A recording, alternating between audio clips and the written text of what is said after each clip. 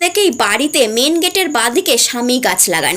স্বামী গাছ লাগালে আপনারা কি দারুণ রেজাল্ট পেতে পারেন। প্রথমত স্বামী গাছ মহাদেবের খুব প্রিয়, শনিদেবের খুব প্রিয়, অর্থাৎ এই গাছ বাড়িতে লাগানোর সঙ্গে সঙ্গে আপনি আপনার কাজের জায়গায়, জবের জায়গায় একটা ইমপ্রুভমেন্ট দেখতে শুরু করবেন, হাই পজিশন পেতে পারেন, হাই পদপ্রতিষ্ঠা বৃদ্ধি পেতে পারে, আপনাদের স্যালারি বাড়তে পারে।